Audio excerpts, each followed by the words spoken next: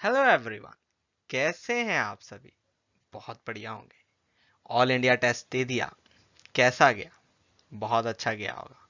तो आज मैं आपके साथ जो है उस पेपर में आए हुए रीजनिंग के क्वेश्चंस डिस्कस करने वाला हूँ। क्वेश्चंस मिक्स अप थे, कुछ मॉडरेट थे, कुछ डिफिकल्ट थे और कुछ इजी थे। ऐसा ही जो आपका पेपर रहता है। तो चलिए सेबी के हमारे मॉक टेस्ट के रीजनिंग सेक्शन को जो है हम डिस्कस करना शुरू करते हैं। चलिए देखते हैं क्या था। तो उससे पहले मैं आपके साथ बात करूंगा SEBI grade A 2020 live course. एक ऐसा कोर्स जो 40 डेज में आपकी तैयारी को पक्का करेगा कि आपका जो फेज वन है, पेपर वन है, वो क्लियर हो जाए। इसके लिए इस कोर्स को लेने के लिए आप एक कोड यूज कर सकते हैं जो है लाइव 30, जो आपको देगा फ्लैट 30% ऑफ। मींस आपको इंग्लिश, रीजनिंग, क्वांट और जनरल अवेयरनेस की तैयारी के लिए 40 डेज में एक परफेक्ट सॉल्यूशन देता है आपको एडुटैप। तो चलिए आज की क्लास शुरू करते हैं। तो चलिए शुरुआत करते हैं हमारे पहले सेट से। जो आपको पहला सेट दिया गया था वो था एक पजल, जो बहुत सारे बच्चों ने करी है और बहुत बच्चों की नहीं भी हुई। इस तरह की पजल्स को करने की जो अप्रोच रहती है वो मैं आपके साथ आज जो है डिस्कस करने वाला हूं। तो चलिए पहले देखते हैं कि पजल में क्या दिया गया था। तो ये पजल में आपको मिले 5 boys A B C D and E working in 5 different banks. Bank of India, Punjab National Bank, Indian Overseas Bank, Bank of Maharashtra and Canara Bank. Means अगर अगर मैं बात करूं तो आपको जो बॉयज हैं वो दिए गए हैं ए, बी, सी, डी एंड ई। और इनको जो बैंक्स मिले हैं, मैं सिर्फ वर्ड लिखूंगा, एब्रीविएशंस लिखूंगा। BOI bank of India, PNB Indian Overseas bank, आपका bank of Maharashtra and Canara bank. Done. फिर कहता है 5 girls P Q R S T are working in 5 different banks. Bank of Baroda, Oriental bank. Means हमारे पास फिर girls की बात हुई। गर्ल्स हैं P, Q, R, S and T. और इनको जो बैंक दिए गए हैं वो बैंक हैं bank of Baroda, Oriental bank of commerce, union bank of India, central bank of India and हमारा आईडीबीआई। तो मैंने ये टर्म्स इसलिए लिखी हैं क्योंकि अगर ये लिखते हैं तो हमें एक चीज मिल जाती है कि सबके बैंक्स अलग हैं, बॉयज एंड गर्ल्स में भी। तो हम जो है ऑप्शंस कैंसल आउट, मतलब टर्म्स कैंसल आउट करना शुरू करते हैं। तो जो अब है हम बात करते हैं आगे क्या दिया गया है। हमें बोला है these 5 boys are married to these 5 girls but not necessary in that order. तो हमें अब जो है इनको सॉल्व करना है। तो चलिए आगे की इंफॉर्मेशन को देखते हैं। चलिए अब जो इंफॉर्मेशन हमारे सामने है हम उसको डिस्कस करते हैं। अब इस इंफॉर्मेशन में सबसे पहले आपने क्या करना है, पॉइंट्स नोट करने हैं। पॉइंट्स कैसे? जैसे आपको दिया है S is either working in BOB और आईडीबीआई। तो हम क्या करेंगे, हम दो टेबल बना लेंगे। तो पहला टेबल मैं बनाता हूं,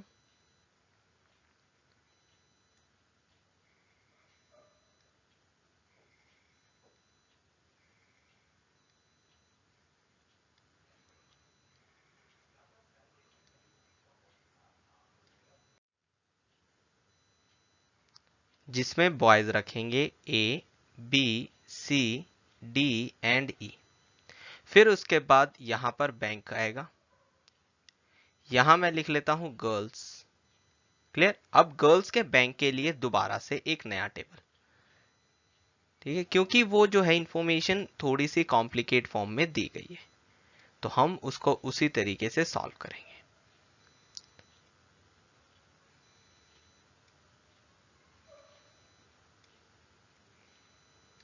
मेरी ड्राइंग अच्छी नहीं है तो इसलिए आपको जो है लाइंस थोड़ी सी टेढ़ी मिल सकती। एस टी, अब बैंक आ गया और बैंक के बाद हमारे पास बॉयज भी आ गए। तो ये इंफॉर्मेशन हम फिल करेंगे। सबसे पहली चीज, S is either working in BOB और आईडीबीआई, तो मैं यहां पर लिख लेता हूं एस जो है या तो बीओबी में काम कर रहा है या आईडीबीआई में। कहता है but does not marry to one who works in PNB, मतलब जो बॉय है वो पीएनबी में काम नहीं कर रहा, तो नहीं को मैंने स्टार से डिनोट कर दिया। फिर कहता है A does not work in PNB और बीओआई, तो यहां लिख लेते हैं ए पीएनबी में काम नहीं करता और बीओआई में भी काम नहीं करता। उसके बाद कहता है but married to one who work in IDBI, but शादी उसकी उस लड़की से हुई है जो आईडीबीआई में काम करती है यहां पर। फिर कहता है the one who works in UBI is married to E, अब जो ई से जिसकी शादी हुई है वो किस में काम करते हैं, यूबीआई में। The boy who works in BOI is either married to S और टी, अब यहां मुझे एक चीज बोली गई कि जो बॉय बीओआई में काम करता है, मैं उसे अलग से लिख लेता हूं क्योंकि मुझे नहीं पता बीओआई में कौन काम करता है, उसकी शादी हुई है एस या टी से। उसके बाद कहता है E is not married to P who works in either UBI और सीबीआई, अब ई की शादी पी से नहीं हुई है, पी से नहीं हुई है, और जो पी है वो या तो सीबीआई में या यूबीआई में काम करता है। क्लियर। लेकिन अगर आप यहीं पर एक चीज देखें तो हमें पता है ई से जिसकी शादी हुई है वो यूबीआई में है, यानी पी यूबीआई में नहीं हो सकता, तो हम यहां पर ये सीधा क्लियर हो गया हमें कि पी जो है उसका बैंक कौन सा है, सीबीआई। यहां तक तो सीधा सीधा पता लग गया। उसके बाद D does not work in IOB और कैनरा, डी जो है वो ना ही आईओबी में है ना ही कैनरा बैंक में। फिर उसके बाद कहता है but married to one who works in OBC, but उसकी शादी हुई है उससे जो ओबीसी में काम करते हैं। C is married to R but does not work with Canara bank और पीएनबी, सी जो है उसकी शादी हुई है आर से, ये कंफर्म हो गया, तो यहां सी और यहां R. But does not work with Canara bank और पीएनबी, बट जो सी है वो ना ही कैनरा बैंक के साथ काम करता है ना ही पीएनबी के साथ। यहां पर क्लियर हो गया। फिर कहता है R does not married to one who works in PNB, तो ठीक है आर की शादी सी से हुई है और सी पीएनबी में काम नहीं करता। Q is married to one who works in IOB, अब क्यू की शादी उससे हुई है जो बॉय किस में काम करता है, आईओबी में। यहां तक क्लियर हो गया, किसी को यहां तक कोई डाउट नहीं। चलिए अब हम जो है इसको आगे सॉल्व करते हैं। अब सबसे पहले मैं शुरुआत करूंगा पी से, क्योंकि पी का मुझे बैंक पता है कि वो किस में है, सीबीआई में। अब एक चीज देखिए, ए के साथ जो लड़की है वो आईडीबीआई में है, मतलब यहां पी नहीं हो सकता, बी के साथ हो सकता है, सी के साथ तो आर है, डी के साथ ओबीसी है और ई के साथ यूबीआई है, मतलब पी जो है वो यहीं पर आएगा और इसका बैंक कौन सा है, सीबीआई, क्योंकि और कहीं सीबीआई नहीं आ सकता। यहां तक क्लियर हो गया। अब क्यू की बात करते हैं। क्यू की शादी उस लड़के से है जो आईओबी में है। अब एक चीज देखिए, क्यू की शादी या तो क्यू यहां पर आ सकती है ए पे, या हमारा जो क्यू है वो यहां पर आ सकता है यूबीआई में। डन। क्योंकि डी की शादी, डी जो है वो आईओबी में नहीं है, मतलब मेरा क्यू यहां पर नहीं आ सकता। ये क्लियर है। तो अब देखिए, अब उसके बाद आगे आर को देखते हैं। आर की अगर मैं बात करूं तो आर के साथ तो सी है तो जरूरत ही नहीं है। एस की बात करते हैं। एस कौन से बैंक में, या तो बीओबी में है या आईडीबीआई में, और उसकी शादी उस लड़के से हुई है जो पीएनबी में नहीं है।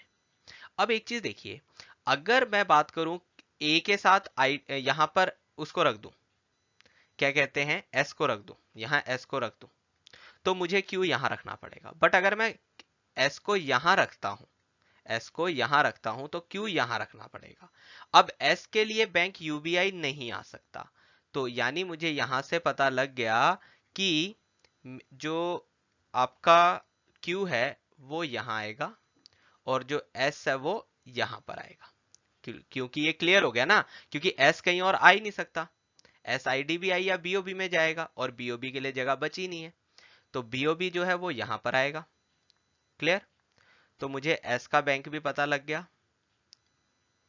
एस की शादी हुई है ए से, जो कि किस में है, वैसे यहां लिखने की जरूरत नहीं है, मैं ऊपर ही लिख रहा हूं।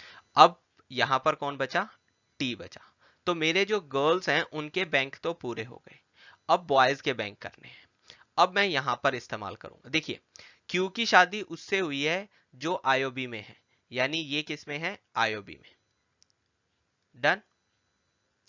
अब डी की बात करें तो एक चीज उसने बोली है, जिस लड़के की शादी, जो लड़का बैंक ऑफ इंडिया में है वो या तो एस से शादी कर रहा है या टी से। बट ए जो है जिसकी शादी एस से हो रही है वो बैंक ऑफ इंडिया में नहीं हो सकता, यानी बैंक ऑफ इंडिया में टी का बॉय होगा, तो वो कौन होगा, डी। तो इसका बैंक ऑफ इंडिया पता लग गया। यहां पर क्लियर है। अब देखिए सी के लिए कैनरा बैंक नहीं है, पीएनबी ऑप्शन में नहीं है, बैंक ऑफ इंडिया और इंडियन ओवरसीज बैंक नहीं बचा, तो इसके लिए कौन सा बचा, सिर्फ बैंक ऑफ महाराष्ट्र। इसी तरीके से अगर मैं बी की बात करूं, अब पीएनबी की बात करते हैं। जो पीएनबी है वो ए के पास नहीं है और सी के पास नहीं है, तो ये पीएनबी इसके पास आएगा। अब जो लास्ट में मेरे पास एक बैंक बचेगा वो यहां पर आ जाएगा, जो कि कौन सा है, कैनरा बैंक। तो इस तरीके से जो है मेरा पूरा सेट बन गया। मुझे बॉयज भी मिल गए, मुझे गर्ल्स भी मिल गई, और मेरे साथ में जो गर्ल्स के बैंक थे वो भी मिल गए। तो चलिए अब इसके बेस पे क्वेश्चंस देखते हैं। तो चलिए अब देखते हैं हमारे क्वेश्चंस। तो who is married to S, तब एस की शादी किससे हुई है, ए से, तो ऑप्शन नंबर ए मेरा आंसर आ गया। Who is employ of Bank of Maharashtra, तो बैंक ऑफ महाराष्ट्र का एम्प्लॉय दिख रहा है, कौन है, C. Third option C answer. चलिए अगला क्वेश्चन देखते हैं। In which of the bank following bank the wife of E is working, तो ई की जो वाइफ है वो कौन से बैंक में वर्क कर रही है, तो ई की वाइफ जो है वो कर रही है यूबीआई में, तो ऑप्शन नंबर वन मेरा आंसर आ जाएगा। Who works with oriental bank of commerce, oriental bank of commerce के साथ कौन काम कर रहा है, तो ओबीसी अगर मैं देखूं तो मेरे पास यहां पर है, तो मेरा आंसर आ जाएगा T, option number four, T. Who is married to one who works with Canara Bank, अब कैनरा बैंक के साथ जो काम कर रहा है, अब कैनरा बैंक के साथ अगर हम बात करें तो हमारे पास कैनरा बैंक ये रहा ए, तो इसकी शादी हुई है एस से, और एस कौन से बैंक में है, आईडीबीआई, तो one who works with IDBI. तो ये था हमारा पहला सेट। चलिए अब अगला सेट देखते हैं। तो चलिए अब है हमारा क्वेश्चन नंबर 6। यहां से आपके कुछ क्वेश्चंस थे जो स्टेटमेंट कंक्लूजन्स के थे, मींस सिलॉग्स के क्वेश्चन थे। तो चलिए इसको सॉल्व करते हैं, और हम सॉल्व करने के लिए क्या करेंगे, वेन डायग्राम बनाएंगे। All rivers are ponds, all rivers are, sorry, all rivers are water, some water is pond, no pond is tree, and all trees are jungle, तो जंगल जो है ऐसे आ जाएगा। क्लियर, यहां तक हो गया। अब कंक्लूजन्स देखते हैं। सम रिवर्स आर पॉन्ड, अब एक चीज देखिए, रिवर्स और पॉन्ड में कोई रिलेशन नहीं दिख रहा, तो ये हमारा गलत हो जाएगा। Some water is not tree, अब इसके बारे में मैं कह सकता हूं कि वाटर का जो ये वाला पोर्शन है जो पॉन्ड के साथ मैच कर रहा है वो ट्री के साथ नहीं मैच कर सकता, क्योंकि पॉन्ड का कोई भी हिस्सा ट्री को टच नहीं करना चाहिए। तो ये हमारा क्या हो जाएगा, सही हो जाएगा। All reverse being jungle is a possibility, सभी के सभी रिवर्स जंगल होने की पॉसिबिलिटी है या नहीं। तो एक चीज देखिए कि जंगल्स के लिए तो मैं इसको पूरा घुमा सकता हूं, पूरा खोल सकता हूं जितना चाहे, तो अगर मैं खोल सकता हूं मींस मैं इसको बना सकता हूं, तो ये हमारा सही हो जाएगा। तो आंसर आ जाएगा only conclusion second and third follows. तो ये था हमारा क्वेश्चन नंबर 6। चलिए अब करते हैं क्वेश्चन नंबर 7। जो क्वेश्चन नंबर 7 है आपका वो भी सिलॉक्स का। Some cats are white, some cats are white, some white are dog, some white are dog, all dogs are blue, all dogs are blue, all monkeys are tall, अब no dog is monkey एक था हमारे पास, no dog is monkey, and all monkey are tall, ये ऐसे बनेगा। Done. चलिए अब इसको सॉल्व करते हैं। Some tall is not dog, some tall is not dog, अब एक चीज देखिए कि जो सेक्शन ये वाला है, जो ये मंकी वाला है, वो आपका डॉग में नहीं आ सकता, यानी टॉल का ये वाला हिस्सा डॉग में नहीं आ सकता। तो हमें ये कंफर्म हो गया कि सम टॉल इज नॉट डॉग, ये क्या है, सही है। सम कैट इज डॉग, अब कैट और डॉग में कोई रिलेशन नहीं पता, तो हम इसको क्या कहेंगे, गलत कहेंगे। All blue being monkeys is a possibility, सभी के सभी ब्लू का मंकी होने की पॉसिबिलिटी है या नहीं? तो बिल्कुल है, मैं ब्लू को बढ़ा सकता हूं, बट लेकिन इसने पूछा है ऑल ब्लू बीइंग मंकी, मतलब क्या ब्लू मंकी के अंदर आ सकता है? बिल्कुल नहीं, क्योंकि मैं मंकी को नहीं बढ़ा सकता। तो यहां पर ये हमारा क्या हो जाएगा? गलत हो जाएगा। हाँ, अगर वो बोलता all monkey being blue is a possibility, तो वो हमारा सही हो जाता। तो इसलिए ये आपका आंसर आएगा ओनली वन फॉलोज। चलिए अगला क्वेश्चन देखते हैं। अब है क्वेश्चन नंबर 8। ये कहता है नो प्रोफेसर इज स्टूडेंट, कोई भी प्रोफेसर जो है वो स्टूडेंट नहीं है। No professor is student, only a few student is lecturer. अब ये ओनली अ फ्यू की बात आ गई। ओनली अ फ्यू का मतलब कंफर्म होता है क्या? सम, मींस ये सम के लिए कंफर्म है, ये सम से ऊपर नहीं जाएगा। ऑल लेक्चरर इज प्रिंसिपल, और सभी के सभी लेक्चरर जो है वो क्या होंगे? प्रिंसिपल होंगे। यहां पर principal. All professor being principal is a possibility. अब एक चीज देखिए, क्या कहता है कि सारे के सारे प्रोफेसर जो हैं वो प्रिंसिपल हो सकते हैं। अब एक चीज देखिए, मैं इस सर्कल को जितना चाहे उतना बढ़ा सकता हूं, तो मुझे कोई रोक टोक नहीं है, तो ये हमारा क्या हो जाएगा? सही हो जाएगा। All student being lecturer is a possibility. अब यहां पर ऑल स्टूडेंट, अब यहां कंफर्म है कि सभी के सभी स्टूडेंट जो है वो लेक्चरर है, मतलब सिर्फ कुछ स्टूडेंट जो है वो लेक्चरर है। तो ऑल स्टूडेंट जो है वो लेक्चरर नहीं हो सकते, तो ये गलत हो जाएगा। तो हमारा आंसर होगा ऑप्शन नंबर 1, सिर्फ ऑप्शन नंबर 1 मेरा आंसर रहेगा। चलिए अब देखते हैं अगला क्वेश्चन। अब जो मेरा अगला क्वेश्चन है वो है क्वेश्चन नंबर 9। यहां पर कहता है, स्टेटमेंट है only a few dogs are cats, कुछ डॉग्स हैं जो कि क्या है? कैट्स हैं। फिर कहता है नो कैट इज वॉल्फ, कोई भी कैट जो है वो वुल्फ नहीं है। सम वुल्फ आर डॉग, अब वुल्फ और डॉग को बनाना है। अब या तो आप यहां डॉग बनाइए, फिर उसके बाद कंफ्यूज हो जाएंगे, या मैं इसको थोड़ा सा रीड्रॉ करता हूं ऐसे, एक साइड मैं कैट बना देता हूं, एक साइड मैं वुल्फ बना देता हूं, और इन दोनों में आपस में क्या कर देता हूं? क्रॉस, की कैट और वुल्फ आपस में नहीं जुड़े। फिर कंक्लूजन देखते हैं। ऑल वुल्फ आर कैट, सभी के सभी वुल्फ क्या है? कैट है। अब एक चीज देखिए, कैट और वुल्फ का तो कंफर्म है, कोई रिलेशन नहीं बनता, तो ये हमारा गलत हो जाएगा। Some dogs are not wolfs, अब ये हमारा क्या है? सही है। क्यों सही है? क्योंकि जो ये वाला हिस्सा है डॉग और कैट का, वो वुल्फ में नहीं आ सकता, तो इसलिए ये हमारा क्या हो गया? सही हो गया। तो आंसर आ गया ओनली 2 फॉलोज। आई होप आपको ये चीज समझ आ रही होगी। चलिए अब देखते हैं अगला क्वेश्चन। अगला क्वेश्चन जो है वो है कंपैरिजन का।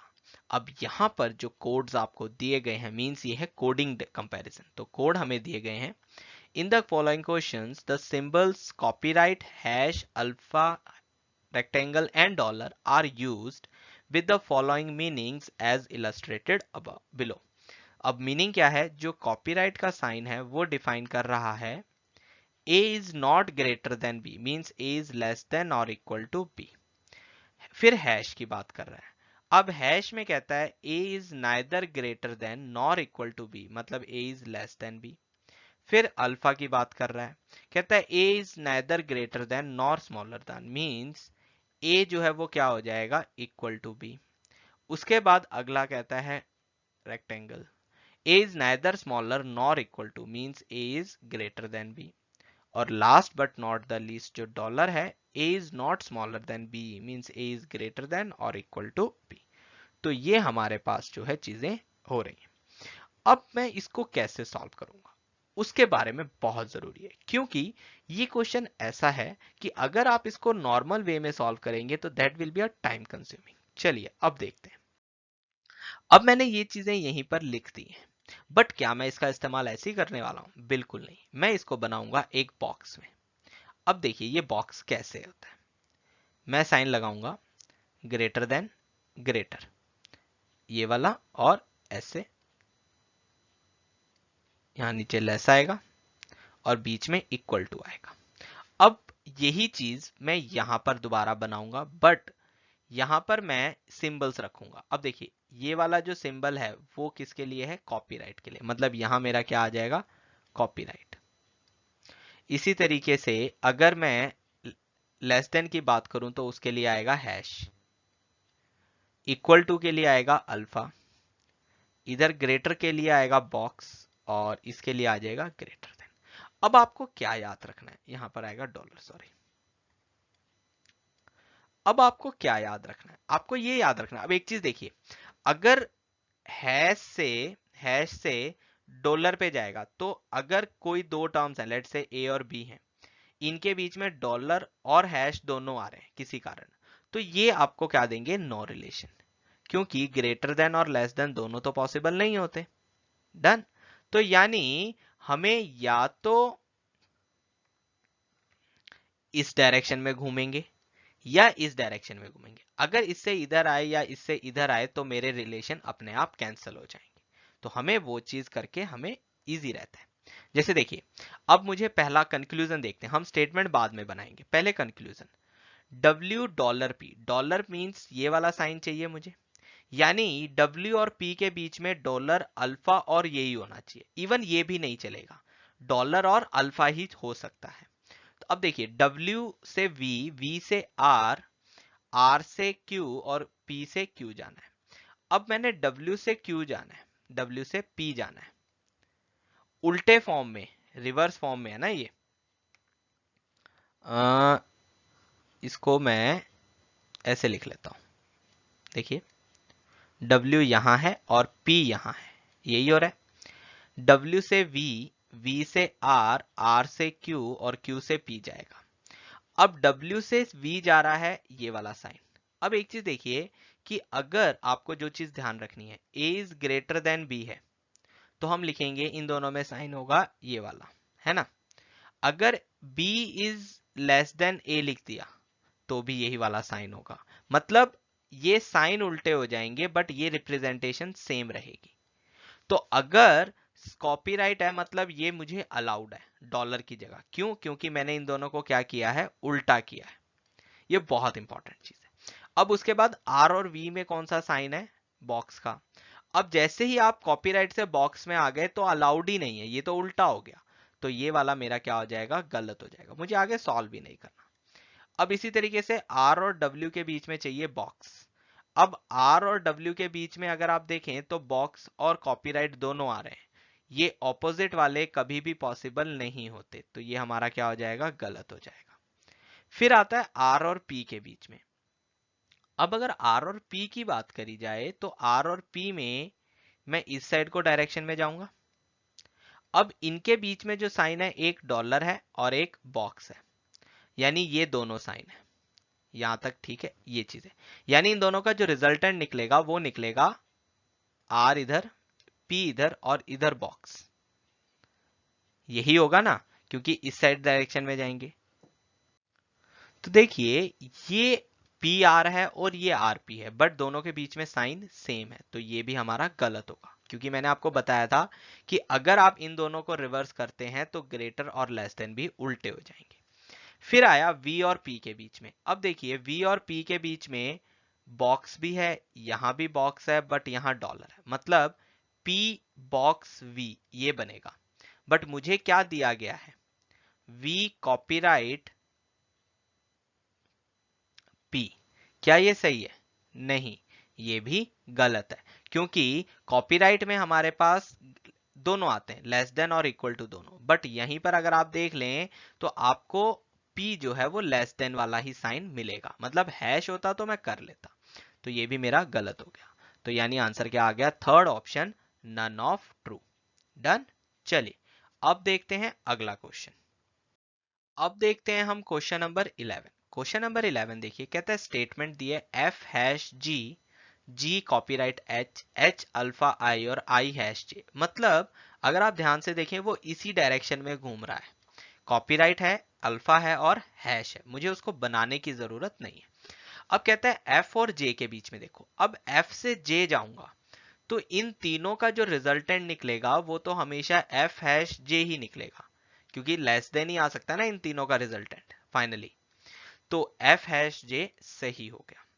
फिर आता है आई कॉपीराइट एफ। अब देखिए एफ और आई के बीच में अगर मैं रिलेशन बनाऊं तो इन दोनों के तीन, इसके और इसके बीच में क्या है, हैश है, कॉपीराइट है और अल्फा है, तो यानी रिजल्टेंट आएगा हैश। अगर आई से एफ में जाऊंगा तो रिजल्टेंट हो जाएगा बॉक्स, बट इसने दिया है कॉपीराइट तो ये गलत हो गया। फिर आया जे बॉक्स जी। अब जी से जे पर जाऊंगा, कॉपीराइट है, अल्फा है और हैश है, मतलब जी और इसके बीच में हैश आ जाएगा। अगर जे से जी जाऊंगा तो यही हैश रिवर्स होके क्या बन जाएगा, बॉक्स बन जाएगा, तो ये वाला भी मेरा सही है। अब एच हैश जे, और एच और जे के बीच में तो अल्फा और हैश है तो हैश ही रहेगा, ये भी क्लियर है। तो हमारा आंसर आ गया पहला option, only one, third and fourth are true. तो ये बहुत ही इजी वे है इसको करने का, आपका बहुत टाइम बचता है। चलिए अब देखते हैं आगे। अब है आपके सामने क्वेश्चन नंबर 12। अब देखिए इस क्वेश्चन को, यहाँ पर कंक्लूजन्स जो है, क्योंकि हम डायरेक्टली कंक्लूजन्स देख रहे हैं, u से n जाना है, तो u से n जाने के लिए अगर मेरे पास है तो वो n से u का रिलेशन ऐसे दिया हुआ है, ये दिया हुआ है ना, तो डॉलर और अल्फा, तो इन दोनों का रिजल्टेंट क्या बनेगा, डॉलर और अल्फा का रिजल्टेंट क्या बनेगा, डॉलर। लेकिन अगर मुझे u से n देखना है तो वो डॉलर किस में चेंज हो जाएगा, उसके सामने वाले पे, यानी कॉपीराइट पे। तो मेरा आंसर आ जाएगा कॉपीराइट, यानी पहली स्टेटमेंट कंक्लूजन जो है वो सही है। अब दूसरा देखते हैं, y से u। अब मेरे पास यहाँ u से y है, y से u नहीं, u से y है, तो u से y देख लेते हैं। हैश है और कॉपीराइट है, इन दोनों का रिजल्टेंट क्या बनेगा, हैश बनेगा। बट क्योंकि मुझे y से u जाना है तो हैश किस में चेंज हो जाएगा, हैश हो जाएगा बॉक्स में चेंज, तो यानी ये भी मेरा जो है सही हो गया। फिर आता है p हैश y। अब जो p हैश y है उसको समझते हैं। अब देखिए p से y के बीच में अल्फा भी है, हैश भी है और कॉपीराइट भी है। अब कॉपीराइट, अल्फा और हैश, अगर ये तीनों एक साथ कहीं पर हों तो हमारे पास क्या आएगा, हैश आएगा, तो ये मेरा सही है।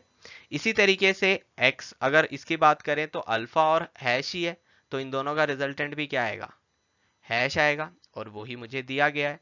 तो मेरे क्या हो गया, ऑप्शन नंबर फर्स्ट सही हो गया, ऑल 1 2 3 एंड 4 आर ट्रू। तो ये था हमारा क्वेश्चन नंबर 12। तो चलिए अब देखते हैं हमारा क्वेश्चन नंबर 13। इसमें भी मैंने जो है यहीं पर सेट जो है रखे हुए हैं। तो देखिए क्वेश्चन है, के और सी में रिलेशन देखना है। अब सी से के में अगर मैं जाता हूं तो मेरे पास कॉपीराइट है, मेरे पास बॉक्स है, और कॉपीराइट और बॉक्स दोनों ऑपोजिट डायरेक्शन के हैं, तो ये हम मेरे लिए रिलेशन नहीं बन सकता। फिर के और एम में देखते हैं, तो के और एम में उन्होंने पहले ही अल्फा दिया हुआ, और यहाँ क्यों डॉलर पूछा है मुझे नहीं पता, तो यहां पर भी ये हमारा जो है गलत हो जाएगा, क्योंकि इसका तो कोई मतलब बनता ही नहीं। फिर आता है एम और डी के बीच में। अब अगर एम और डी के बीच में हम बात करें तो हमारे पास डी से एम है, रिलेशन है, बॉक्स है, डॉलर है और अल्फा है। और अगर बॉक्स, डॉलर और अल्फा ये तीनों कहीं पर एक साथ मिलते हैं तो इनका रिजल्टेंट क्या आएगा, बॉक्स, यानी ये बनेगा डी बॉक्स एम। लेकिन m से d जाएंगे तो ये बॉक्स यहां से रिवर्स हो जाएगा, तो ये बन जाता है हैश, तो m हैश d है, तो मेरा ये सही हो गया। फिर उसके बाद अगला हमारे पास आता है l c और l और c।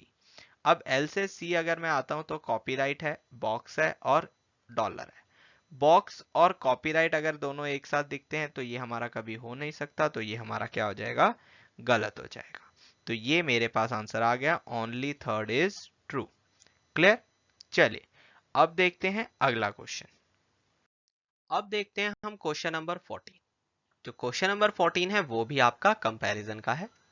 तो यहां पर है, पहला है W अल्फा बी। अब देखिए B J T और W, अगर मैं इसमें बनाऊं तो मेरे पास अल्फा आता है, डॉलर आता है और डॉलर आता है, तो इसका रिजल्टेंट मेरे पास क्या आ जाएगा, डॉलर, यानी ये मेरा क्या हो गया, गलत हो गया। उसके बाद J बॉक्स Z। अब J से Z जाना है, तो देखिए डॉलर है और बॉक्स है, तो डॉलर और बॉक्स में अगर मैं बात करूं तो बॉक्स मेरा रिजल्ट में आएगा, यानी ये मेरा सही हो गया। फिर है जेड कॉपीराइट बी। अब कॉपीराइट तो यहां कहीं है नहीं, अब लेकिन एक चीज देखिए, जेड से बी जाने पर आपको एक जो बॉक्स मिल रहा है, एक डॉलर मिल रहा है, एक डॉलर मिल रहा है, एक अल्फा मिल रहा है, यानी इन सबका रिजल्टेंट क्या बनेगा, बॉक्स बनेगा। और अगर बॉक्स बनेगा तो बॉक्स के उल्टा क्या आना चाहिए था, हैश, बट वो कॉपीराइट दे रहा है, तो ये मेरा क्या हो जाएगा, गलत। बी बॉक्स डब्ल्यू, अब बी और डब्ल्यू के बीच में हमने कहा था डॉलर का साइन आ रहा है, तो ये भी हमारा नहीं है।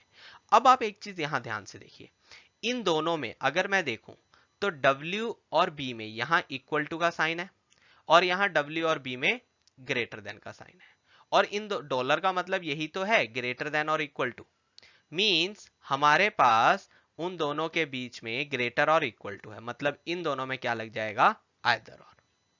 तो मेरा आंसर आ जाएगा option number 1, only second and either 1 और 4 आर ट्रू। चलिए, ये था हमारा क्वेश्चन नंबर 14। अब ये है अल्फाबेटिकल सीक्वेंस जो हम कहते हैं, उसमें कहता है the following questions are based on the words given below, toy, rub, sin, out और लैप। तो मुझे ये 5 वर्ड दिए गए।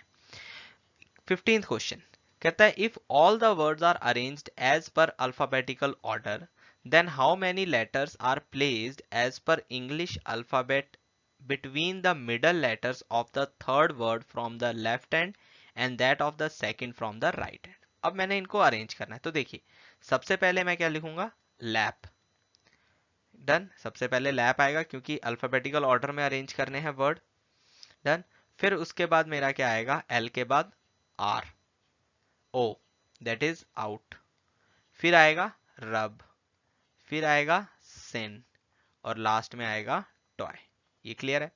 अब कहता है between the middle letters of the third word from the left. अब लेफ्ट से थर्ड वर्ड कौन सा है, आर, उसका मिडल लेटर है यू, यू कौन सा होता है 21, and that of the second word from the right hand. अब सेकेंड वर्ड राइट हैंड है सिन, और सिन का मिडल वर्ड है आई, आई का होता है 9।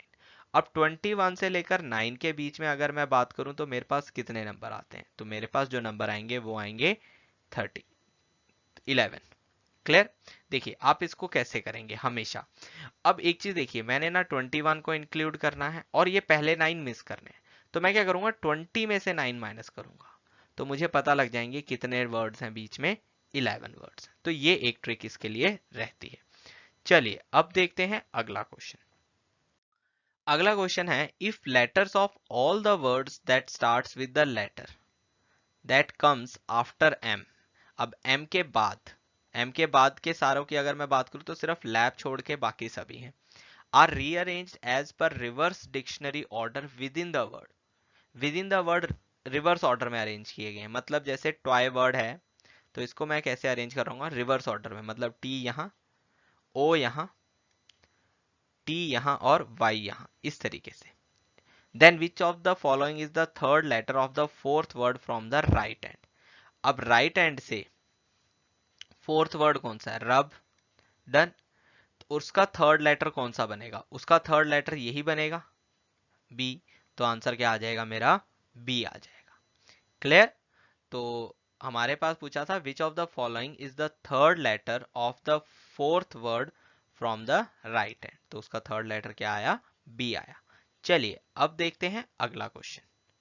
अब देखते हैं क्वेश्चन नंबर 17। अब 17th क्वेश्चन होता है if all the words are arranged in reverse dictionary order from left to right. अब लेफ्ट से राइट में अरेंज किया गया है सारे के सारे वर्ड रिवर्स डिक्शनरी ऑर्डर में, then how many words retain their original position. अब देखिए सबसे पहले क्या आएगा, टी, तो ये सही है। फिर यहां आना चाहिए था सिन, तो ये गलत हो गया। यहां आना था रब, ये भी गलत हो गया। अब आउट ये सही है, और लैप ये भी सही है, तो मेरे पास आंसर आ गया 3। तो इस क्वेश्चन का आंसर जो है वो क्या है, 3 है। चलिए अब देखते हैं अगला क्वेश्चन। अब जो क्वेश्चन 18 से 22 है ये हमारे पास सिटिंग अरेंजमेंट का क्वेश्चन है। ये मैं आपको दो पार्ट्स में कराऊंगा, मतलब यहां पर मैं कुछ इंफॉर्मेशन दूंगा और उसके बाद नेक्स्ट आगे बाकी इंफॉर्मेशन डिस्कस करेंगे। तो यहाँ पर है P Q R S T U V and W, मतलब कितने लोग हैं, 8 फ्रेंड्स हैं, are sitting around a circular table, some of them are facing inside and some of them are facing outside, and they like different places, that is Prayagraj, Chandigarh, Faridabad, Gandhinagar, Bangalore, Chennai, Tilak Nagar and Hyderabad। अब आपको इसमें याद रखना है, आपको यहाँ पर क्या होते हैं, पहले पॉइंट्स बनाने होते हैं और उसके बाद आप उसको क्या करते हो, अरेंज करते हो। अगर आप डायरेक्टली अरेंजमेंट शुरू करते हो तो आपको ये बहुत कॉम्प्लिकेट लगने लगता है, क्योंकि इसमें केसेस बनने शुरू हो जाते हैं। तो चलिए हम जो है इसको सॉल्व करते हैं। अब सबसे पहली इंफॉर्मेशन मैं क्या करता हूं, यहां पर इंफॉर्मेशन लिखूंगा, फिर यहां पर मैं सॉल्व करूंगा। पहली इंफॉर्मेशन है कि Q को तिलक नगर नहीं पसंद। Q doesn't like Tilak Nagar. मैं पूरा टर्म नहीं लिखूंगा, सिर्फ तिलक लिख लेता हूं। फिर कहता है T does not face inside the circle. अब इसका मतलब क्या है कि T कहां फेस कर रहा है, आउटसाइड। चलिए एक तो पता लग गया कि T जो है वो आउटसाइड फेस कर रहा है। फिर कहता है S likes Bangalore and sit second to the left of U। अब S जो है वो बेंगलोर से बिलोंग करता है या बेंगलोर लाइक करता है, और ये बैठा है U के लेफ्ट में सेकंड में, मतलब ये फर्स्ट और ये सेकंड, इस डायरेक्शन में। मैंने ऐसे लिख लिया। फिर कहता है immediate neighbours of W face same direction as U faces. अब W के वालों जो उसके पड़ोस में, वो दोनों सेम डायरेक्शन है एज U फेसेस। तो मैं इसको ऐसे बना लेता हूं कि U का फेस अगर ऊपर है तो W के इमीडिएट नेबर्स का फेस भी क्या होगा, ऊपर होगा। P likes Chennai. अब जो P है उसको चेन्नई पसंद है। And the one who likes Tilak Nagar is not an immediate neighbour of W and Q both. अब जो तिलक नगर वाला है वो W के साथ नहीं है, और तिलक नगर वाला Q के साथ भी नहीं है, इसके साथ नहीं बैठता। फिर कहता है Q sits second to the left of P। अब यहां लिख लेते हैं, Q जो है P के लेफ्ट में सेकंड पे बैठता है, लेफ्ट में। Done. U sits third to the left of P। अब जो P है ये Q है, तो U यहां पर होगा लेफ्ट में, सेम ही होगा। अब यहां से हम एक और चीज पता लगी कि U और Q एक साथ है। अब उसके बाद कहता है the one who likes Gandhinagar and Hyderabad sit opposite to each other. अब जो गांधीनगर है और जो हैदराबाद है वो एक दूसरे के ऑपोजिट में बैठे हैं। The immediate neighbours of P face opposite to direction of Q। अब Q के अगर फेस ऊपर है तो P के जो इमीडिएट नेबर्स हैं उनका फेस नीचे को है। फिर कहता है U is not an immediate neighbour of P।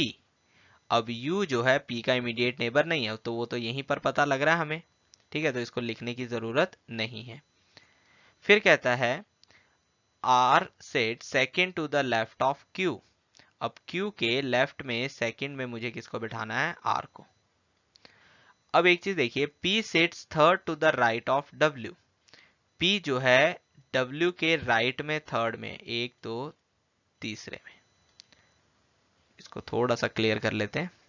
मैं ये इसलिए बना रहा हूं क्योंकि यहां पर फिर जगह बची रहेगी, इसलिए यहां पर छोटी छोटी जगह रख रहा हूं।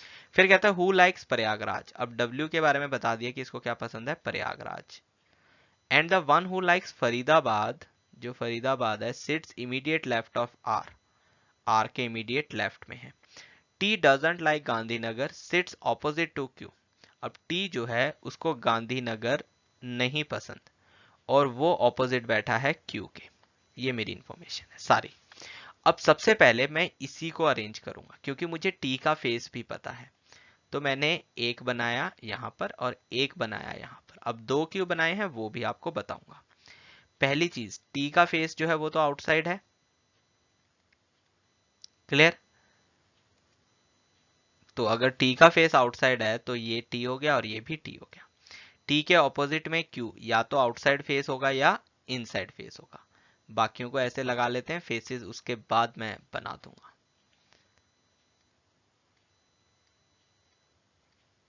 अब ये Q है और ये भी Q है, यहां तक क्लियर। अब Q के साथ बहुत सारे थे मेरे पास, जैसे कि जो Q है उसके लेफ्ट में R बैठा है। मतलब अब जो जो इस्तेमाल हो गए वो मैं कलर करता जाऊंगा कि वो मैंने इस्तेमाल कर लिए हैं। मैंने इस्तेमाल कर लिया इसको, मैंने इस्तेमाल कर लिया इसको। डन। अब मैं इस्तेमाल करने जा रहा हूं इसको। Q के लेफ्ट में R यहां बैठा है, अगर वो लेफ्ट में है और इस डायरेक्शन में बैठा है, ठीक है। R की मुझे फेस नहीं, अगर वो डाउनवर्ड्स देख रहा है तो लेफ्ट इस साइड हो जाएगा, तो R इधर आ जाएगा। अब एक चीज देखिए, उसके बाद अगर आप देखें तो P और Q के बीच में एक पर्सन बैठा है। अब P इधर तो नहीं आ सकता, मतलब P इधर आएगा, और P के लेफ्ट में Q को बैठना है तो P इनसाइड देखना चाहिए, तभी उसका लेफ्ट बनेगा। अब यहां पर अगर P बिठाऊं तो यहां बैठेगा, और P के लेफ्ट में मतलब यहां पर P को बाहर देखना पड़ेगा, तभी लेफ्ट Q इधर आएगा। अब उसके बाद मैं इस्तेमाल करूंगा इस स्टेटमेंट को कि P के थर्ड लेफ्ट में U बैठा है, तो P के थर्ड लेफ्ट में U बैठा है और U Q के साथ है, बिल्कुल सही। P के थर्ड लेफ्ट में U बैठा है, U यहां पर आ जाएगा। अब उसके बाद और चीज क्या है, ये वाली कि Q का जो फेस है, P के नेबर्स उसके ऑपोजिट फेस में है। Q इनसाइड है तो P के नेबर्स आउटसाइड है, Q आउटसाइड है तो P के नेबर्स इनसाइड है। यहां तक क्लियर हो गया। अब उसके बाद हमारे पास ये भी है एक कि जो W है उसके थर्ड राइट में P बैठा है। तो अगर W के थर्ड राइट में P बैठा है तो देखिए वो सिर्फ यहीं बैठ सकता है, दो छोड़कर, यहां से तो पॉसिबल ही नहीं है। और इधर बात करें तो यहां पर, अब उसके राइट में बिठाना है मतलब ये इनसाइड देखेगा, और यहां पर राइट में बिठाना है मतलब, सॉरी, ये यहां पर आउटसाइड देखेगा, तभी राइट आएगा। ये राइट आ गया और ये इनसाइड आ गया। डन, यहां तक भी। और W को क्या पसंद है, प्रयागराज, प्रयाग, प्रयाग यहां लिख लेते हैं। क्लियर, यहां तक ये भी हो गया, मेरा यूज हो गया। तो जो जो यूज करता जा रहा हूं उसको कलर करता जा रहा हूं। अब R के साथ फरीदाबाद वाला है, तो देखिए R के साथ एक जगह प्रयागराज आ गया, तो दूसरा क्या होगा, फरीदाबाद। और अगर ये फरीदाबाद है वो उसके इमीडिएट लेफ्ट में है, मींस ये कहां देख रहा होगा, बाहर को। और यहां पर फरीदाबाद यहां पर आ जाएगा, तो लेफ्ट में चाहिए तो ये इनसाइड देखना चाहिए, तभी ये चीज पॉसिबल है। तो मैंने इसका भी इस्तेमाल कर लिया। अब W के जो साथ है वो तिलक नगर नहीं है। अब W मेरा यहां था तो तिलक नगर यहां भी नहीं होगा, यहां भी नहीं होगा, और Q के साथ भी नहीं होगा, मतलब यहां भी नहीं होगा। अब पहले तो मैं और देख लूं, W P को चेन्नई पसंद है, P को चेन्नई पसंद है, ये भी ठीक है।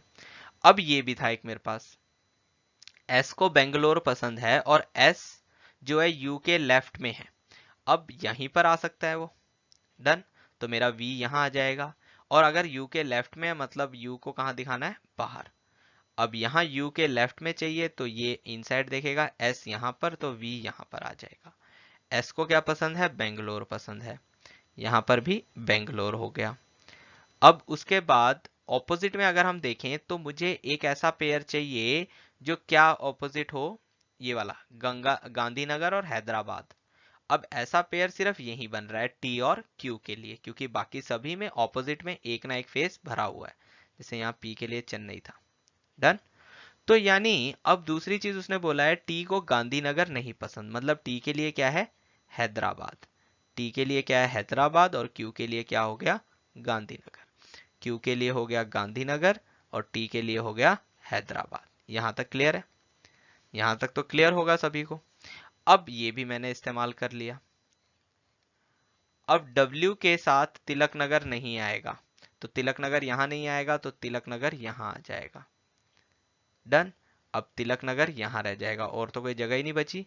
अब तिलक नगर यहां हो गया तो R के लिए क्या बचा, चंडीगढ़, तो R के लिए आ गया चंडीगढ़। अब मैंने ये भी इस्तेमाल कर लिया। डन, अब क्या, अब तो मेरे दोनों बन रहे हैं, तो गड़बड़ क्या हुई है। अब एक चीज देखिए, यहां पर कहता है कि W के जो नेबर्स हैं वो U के सेम फेसेस वाले हैं। अभी तक मैंने इसका इस्तेमाल नहीं किया। W के नेबर्स दोनों आउटसाइड देख रहे हैं, तो ये ठीक है। अब यहां देखें तो W के नेबर्स एक आउटसाइड है और एक इनसाइड है, यानी ये मेरा गलत हो गया। तो मेरा जो ये वाला है वो गलत हो गया और ये वाला मेरा सही हो गया। क्लियर, तो इस तरीके से जो है आपको ये बनाना था, बहुत ही आसान था, बट आपकी अप्रोच मैटर करती है कि आप उसे कैसे शुरू कर रहे हैं, और ये सारी चीजें हम प्रैक्टिस में बहुत करेंगे। चलिए अब क्वेश्चंस देखते हैं। तो चलिए अब देखते हैं हम आज के क्वेश्चंस। तो 18th जो क्वेश्चन है हमारा, वो कहता है हु लाइक्स चंडीगढ़। तो चंडीगढ़ किसको पसंद है, आर को, तो मेरा आंसर आ जाएगा R. Who is sitting between R and the one who likes Gandhinagar. अब गांधीनगर कौन है, क्यू, और आर है चंडीगढ़ वाला, तो उसके बीच में कौन है, यू या फरीदाबाद। तो हमारा आंसर हो जाएगा ऑप्शन नंबर थर्ड, इसका भी आंसर क्या है, थर्ड ऑप्शन यू। चलिए अगला क्वेश्चन देखते हैं। तो देखिए अब है हमारा अगला question, who among the following faces inside, इनमें से कौन जो है इनसाइड फेस कर रहा है। तो हमारा आंसर क्या है, ऑप्शन है पी। अब पी इनसाइड फेस कर रहा है तो आंसर यही आ जाएगा, मुझे आगे देखने की ही जरूरत नहीं है। चलिए अब देखते हैं अगला question, which of the following statement is not true, इनमें से कौन सी स्टेटमेंट ट्रू नहीं है। वी लाइक्स तिलक नगर, अब वी जो है उसको तिलक नगर पसंद है, ये ट्रू है। S and W are sitting opposite to each other, S and W are sitting opposite, ये भी ट्रू है। P is sitting between V and the one who likes Bangalore, V and one who likes Bangalore, ये भी true है। The one who likes Gandhinagar faces outside, अब जो Gandhinagar face कर रहा है वो इनसाइड फेस कर रहा है, तो हमारा आंसर क्या हो जाएगा, ये वाला ऑप्शन नंबर 4, क्योंकि ये क्या आ गया, फॉल्स आ गया। चलिए अब देखते हैं अगला क्वेश्चन। अब इसका जो पांचवा क्वेश्चन था वो है, which of the following does not belong to the group. अब Q है हैदराबाद, अब देखिए Q जो है यहां पर है और हैदराबाद उसके ऑपोजिट है। V फरीदाबाद, V फरीदाबाद उसके ऑपोजिट, मींस यहां सिंपली क्या है, दो ऑपोजिट लोगों का ग्रुप बनाया गया है। S बेंगलोर, अब S बेंगलोर सेम हो गया तो ये मेरा आंसर हो जाएगा, क्योंकि ये उसको बिलोंग नहीं करता। तो चलिए अब देखते हैं हमारा अगला सेट, लास्ट जो सेट था हमारा वो क्या था। अब जो लास्ट सेट है हमारा, उसमें हमारे पास डायरेक्शंस दिए गए हैं, व्हेन विना Patni tops in her MBBS course she becomes the 7th member of her family to join medical profession. All other family members, namely Tanmay, Neerja, Monish, Sanchit, Ruchika and Vinita, are working at Savai Man Singh Hospital as doctors, and Veena, who is the youngest of the third generation, यानी यहाँ पर कितनी generations हैं, 3 generations, is all set to join them. And in this family of 3 generations, हमने देख लिया, there are 2 pair of couples, मतलब यहाँ पर 2 couples हैं, and 2 pair of brother sister, brother sister का पेयर भी कितने हैं, 2।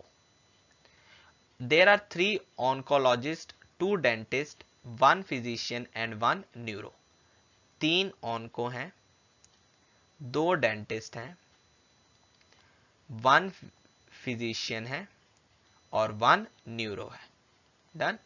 No female in the family is an oncologist, और कोई भी फीमेल जो है वो ऑन्कोलॉजिस्ट नहीं है। चलिए अब इसको सॉल्व करते हैं। अब जो है हम शुरू करते हैं, हमें इंफॉर्मेशन दी है, कहता है पहली इंफॉर्मेशन है, Vinita is not a neurologist. तो यहां लिख लेते हैं कि जो विनीता है वो न्यूरोलॉजिस्ट नहीं है, न्यूरो नहीं है। No married person in the family is a dentist, और जो अनमैरिड है वो डेंटिस्ट है। डन।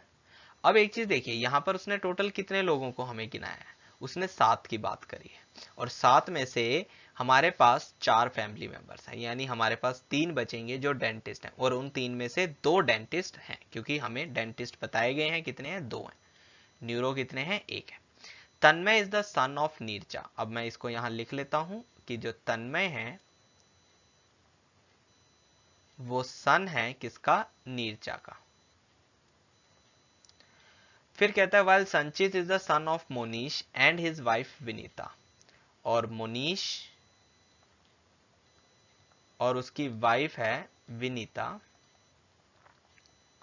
ये वाइफ ये हस्बैंड, और इसका सन जो है वो कौन है, संचित। यहां तक क्लियर हो गया।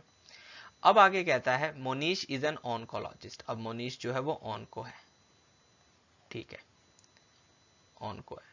चलिए अब उसके बाद आगे कहता है Monish and Vinita are the eldest family, मतलब अब अगला जो है वो संचित से नीचे होगा। फिर कहता है Veena is the daughter of संचित, अब वीना यहां पर आ गई, ये डॉटर है। While Ruchika is the sister in law of Neerja, तो देखिए संचित की एक वाइफ होगी नीरजा, और उसकी यहां पर सिस्टर होगी रुचिका। तभी ये चीज बन सकती है, और तो कोई पॉसिबिलिटी नहीं है, क्योंकि विना अन वो है। अब नीरजा की एक बेटा है तन्मय, तो तन्मय मेरा यहाँ पर आ गया। तो ये था बहुत ही सिंपल, कोई ज्यादा मुश्किल इसमें नहीं था। इसका मैं जेंडर यहाँ नेगेटिव लगा देता हूँ, ये पॉजिटिव है, बाकियों का जेंडर मुझे पता है। अब इनके प्रोफेशन की बात हो रही है।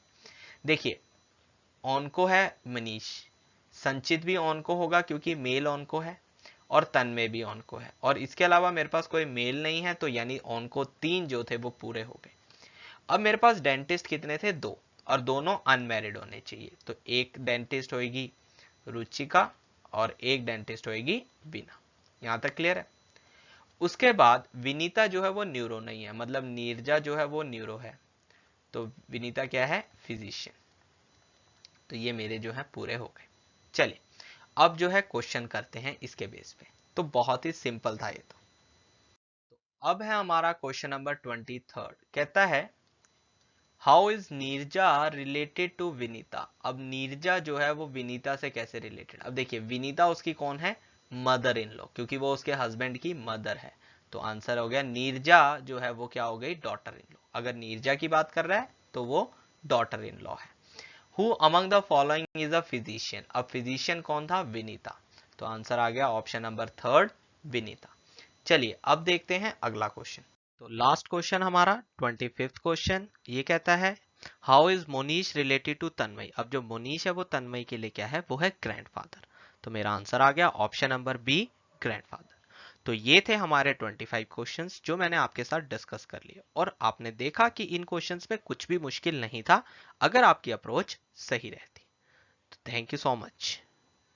तो बहुत बहुत धन्यवाद आज की क्लास के लिए। मैंने आपको मॉक टेस्ट के 25 क्वेश्चन डिस्कस करा दिए और देखा कि उन क्वेश्चंस में कुछ भी मुश्किल नहीं था, सिर्फ आपकी अप्रोच मैटर करती है। तो यही अप्रोच जो है हम 40 डेज में करने वाले हैं, कि आप 40 डेज बाद जब आपका पेपर रहेगा तो आप उसको कैसे सॉल्व करेंगे, और कैसे रीजनिंग के जितने भी क्वेश्चंस आएंगे उनको आप अच्छे से क्लियर कर पाएंगे। कोई भी क्वेरी होने पर आप हमें कॉल करिए 8146207241 पे, हम हमेशा उपलब्ध हैं। आप हमें मेल कर सकते हैं hello@edutap.co.in पे। आप हमारी वेबसाइट विजिट कर सकते हैं www.edutap.co.in। तो चलिए, धन्यवाद।